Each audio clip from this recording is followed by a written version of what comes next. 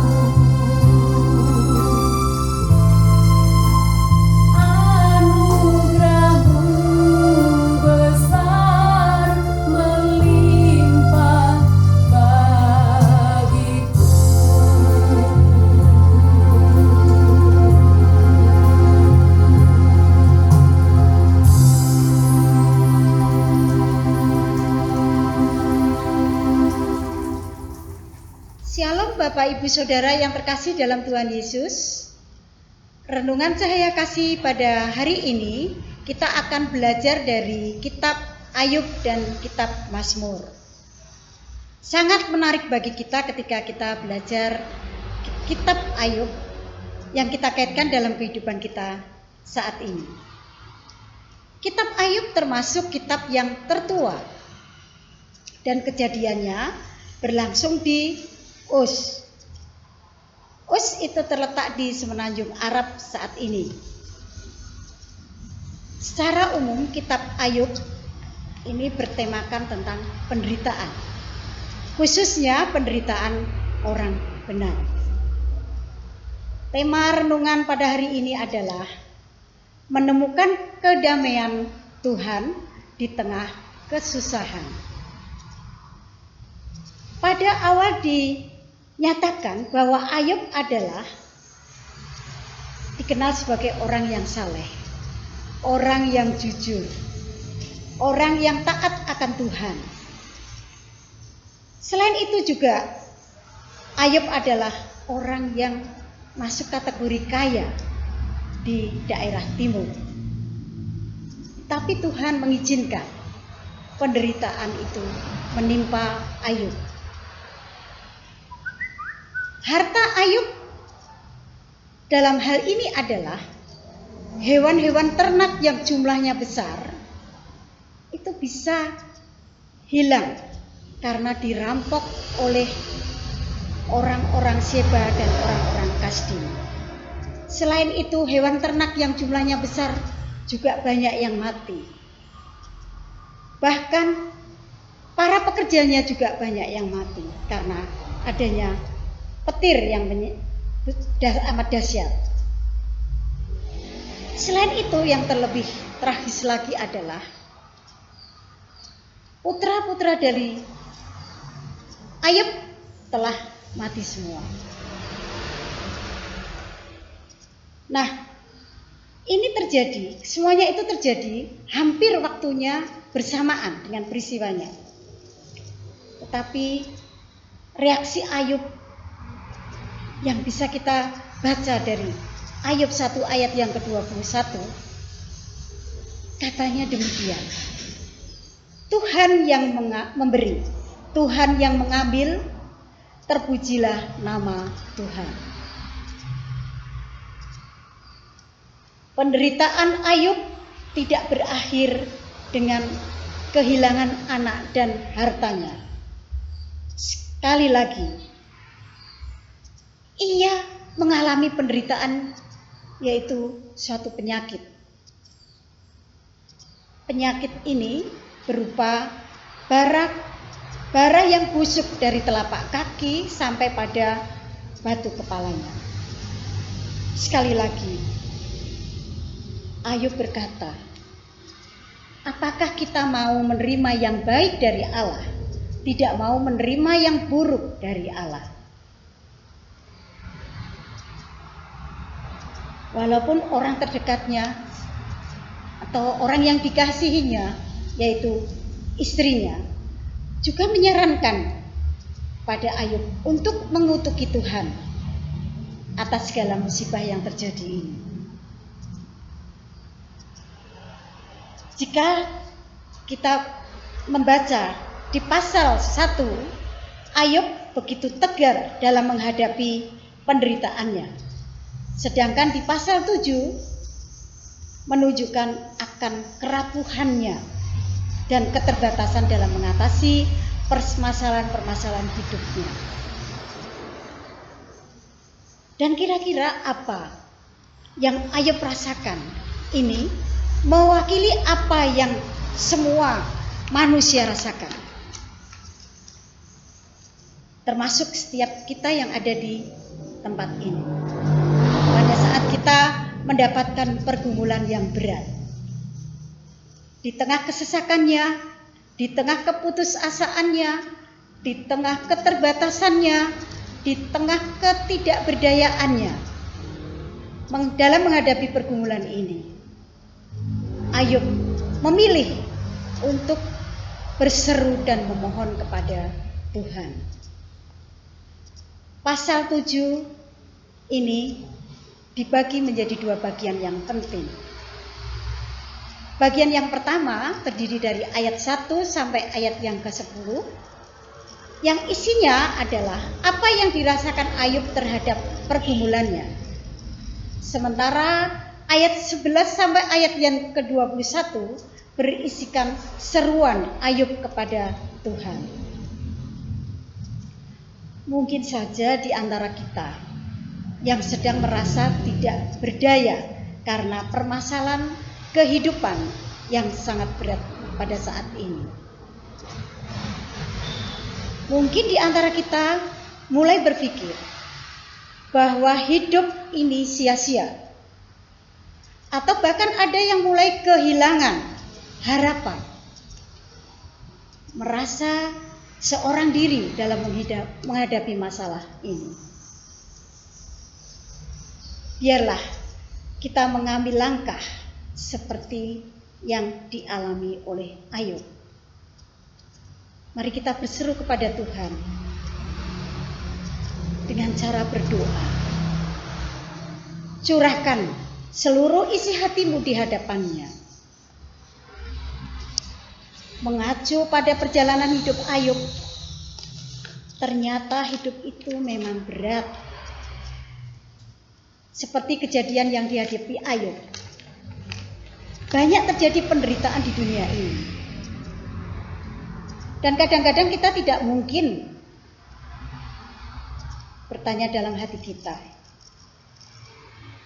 atau kita ingin bertanya dalam hati kita, di manakah Tuhan ketika terjadinya penderitaan? Atau mengapa Tuhan membiarkan adanya penderitaan ini?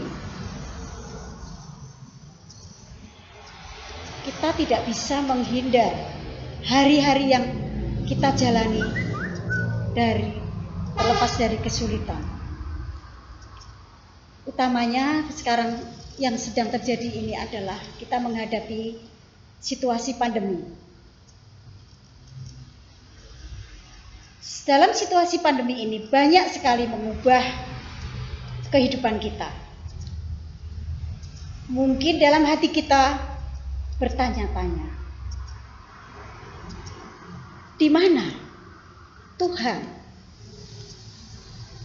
Apakah Dia sanggup menolong kita? Dengan cara apakah Dia akan menolong kita? Inilah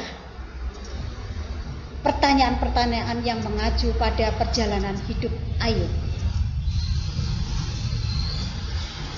Pada kitab Mazmur 62 ayat yang ke-9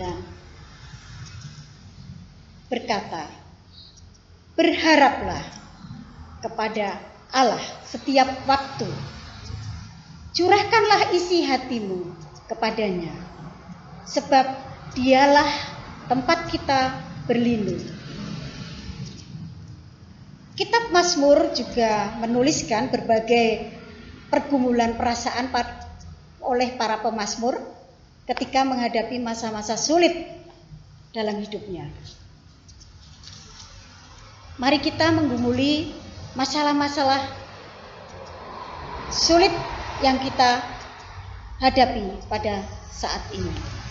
Kita dapat meluangkan waktu sejenak untuk mempelajari kitab Mazmur ini.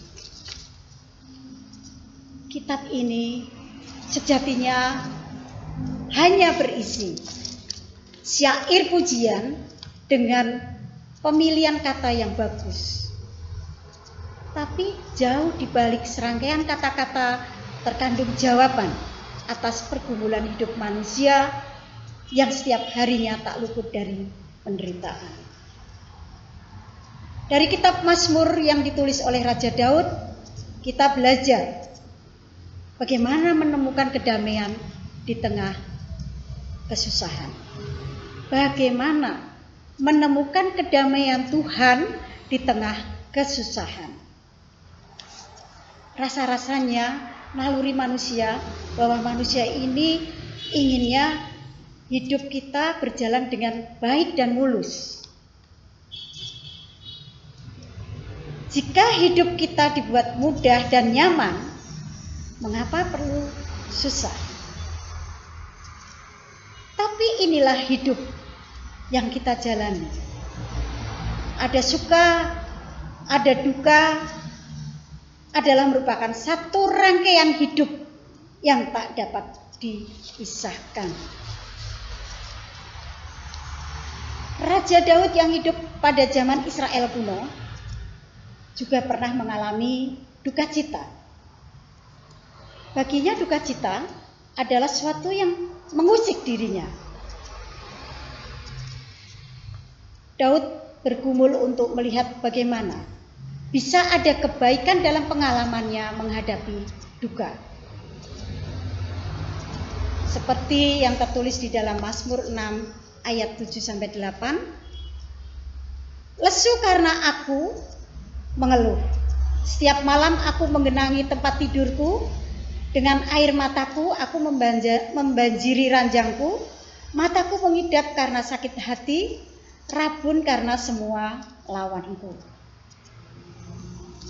Dalam dua ayat ini kita bisa melihat bahwa Daud menunjukkan kejujurannya di hadapan Allah. Daud telah mengungkapkan betapa kelabunya suasana hatinya. Air matanya menetes dan lesu badannya. Daud tak berusaha sok tegar dengan berpura-pura kuat, seolah dengan kekuatannya sendiri dia mampu menaklukkan duka citanya itu. Jika kita merenungkan sejenak, bukankah kita pernah mengalami kondisi seperti ini? Kita menjadi terpuruk karena adanya suatu peristiwa atau suatu permasalahan. Ada krisis ekonomi, ada masalah keluarga, masalah sosial, krisis budaya yang menimpa kita secara mendadak. Dalam menghadapi kondisi susah memang tidak mudah. Sekarang upaya-upaya kita untuk menghadapi kondisi seperti ini, di mana kita sulit untuk menghadapi masalah-masalah ini, tentunya kita harus berpikir positif dan bersikap optimis. Nah, berpikir positif dan bersikap optimis ini seringkali ini dipatahkan kembali oleh suatu keadaan, sehingga kita bisa lemah kembali. Namun dari Daud ini kita bisa belajar, meskipun keadaan begitu sulit, kejujuran kita kepada Allah tidak pernah diabaikannya. Allah tidak mungkin bekerja dengan mengubah keadaan yang kita hadapi dengan sekejap.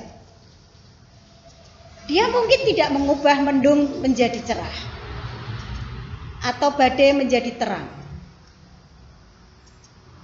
Namun hal yang pasti adalah Dia memberikan ketenangan dalam jiwa kita. Mazmur 4 ayat 9 juga berkata, dengan tentram aku membaringkan diri, lalu segera tidur, sebab hanya Engkaulah ya Tuhan yang membiarkan aku diam dengan aman. Ungkapan kejujuran Daud pada Allah bukan membuatnya menjadi kepahitan terhadap Allah, melainkan menolong Daud untuk semakin percaya kepadanya. Waktu aku takut, aku ini percaya kepadamu, kepada Allah yang firman-Nya kupuji. Kepada Allah aku percaya. Aku tidak takut. Apakah yang dilakukan manusia terhadap aku? sikap Ayub terhadap kesusahan yang dialami bisa kita baca dari Ayub 1 ayat 21 sampai 22. Nah, sekarang bagaimana dengan kita? Allah tidak selalu menjawab doa-doa kita dengan cara yang kita mengerti. Tetapi seperti Dia mendengarkan seruan Daud, Allah senantiasa mendengarkan seruan hati kita. Seperti dalam Mazmur 66 ayat 19. Allah tidak memalingkan wajahnya atau mengabaikan kita. Dia tidak pernah pilih kasih atau terlalu sibuk untuk memperhatikan kita. Setiap kesusahan yang kita hadapi, Allah peduli. Kesusahan kita berharga di matanya, dan inilah yang akan memberikan pengharapan bagi jiwa kita. Bapak, Ibu, Saudara yang terkasih dalam Tuhan Yesus, tetaplah ingat bahwa Tuhan sedang melihat kita. Tuhan sedang menyertai kita. Tuhan sedang mendengarkan kita. Bahkan Tuhan sedang mencurahkan kasih-Nya yang sempurna kepada kita. Tuhan menyayangi dan mencintai hidup kita. Dia sedang membentuk kita untuk menjadi pribadi yang sesuai dengan rencana yang telah Dia tetapkan, yaitu rencana yang indah dan sempurna. Tuhan mempunyai rencana hidup bagi kita. Sebab aku ini mengetahui rancangan-rancangan apa yang ada padaku mengenai kamu, demikianlah firman Tuhan, yaitu rancangan damai sejahtera dan bukan rancangan kecelakaan, untuk memberikan kepadamu hari depan yang penuh harapan. Dan apabila kamu berseru dan datang untuk berdoa kepadaku, maka aku akan mendengarkan kamu. Apabila kamu mencari aku, kamu akan menemukan aku. Apabila kamu menanyakan aku dengan segenap hati, aku akan memberi kamu menemukan aku. Demikianlah firman Tuhan.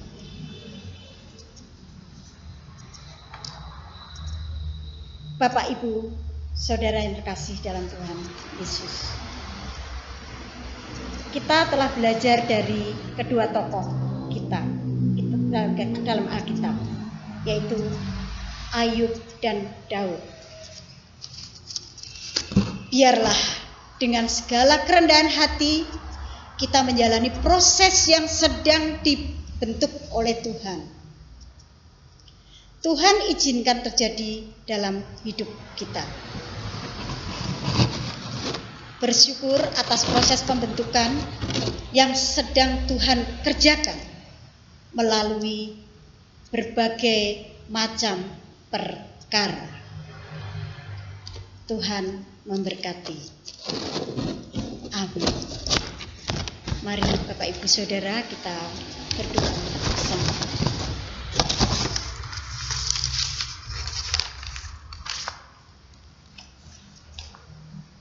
Ya Allah, Bapa kami yang ada di surga, terima kasih buat kasih setiamu sepanjang hidup kami yang kami selalu rasakan.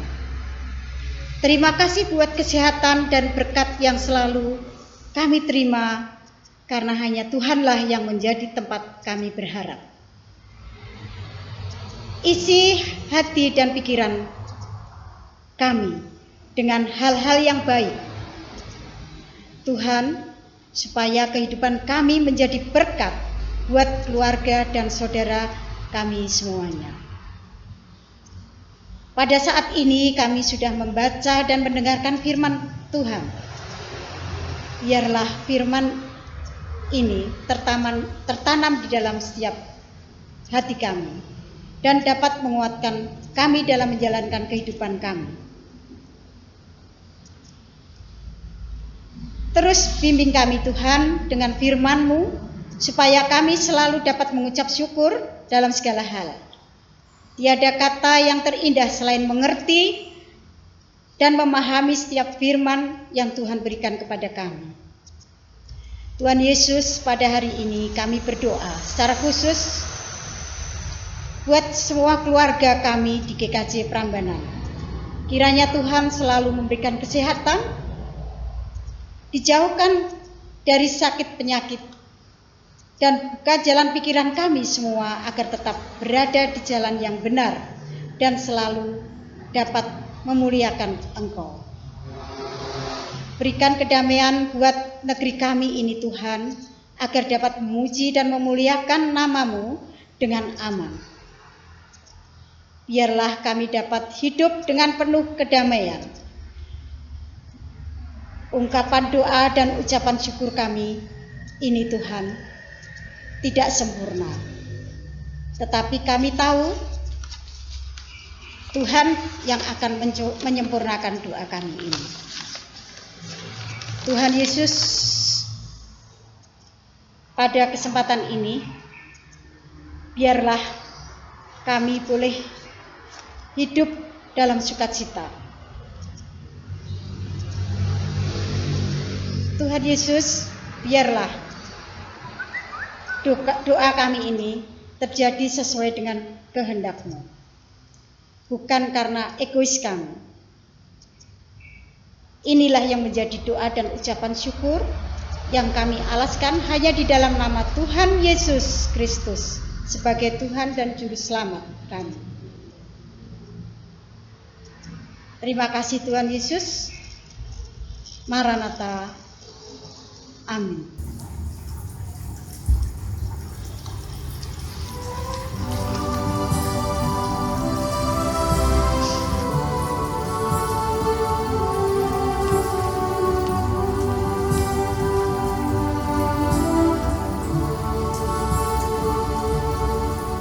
Seperti mentari yang bersinar, seperti itu kasih Bapa, seperti gelombang samudra takkan pernah berhenti Kau mengasihiku. Seperti tingginya langit biru, demikian tinggi kasih Bapa. Sedalam lembah bayang mau, demikian dalam Kau tebus hidupku. Kasih-Mu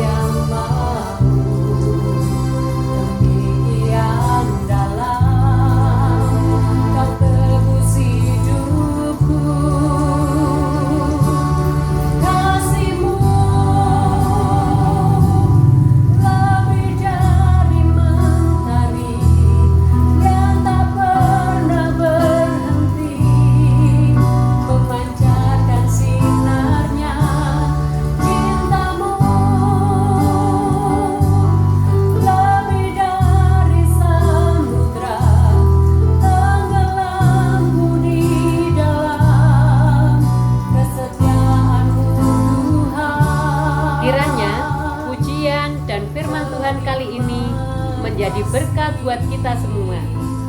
Sampai bertemu kembali dalam Cahaya Kasih episode selanjutnya. Tuhan memberkati.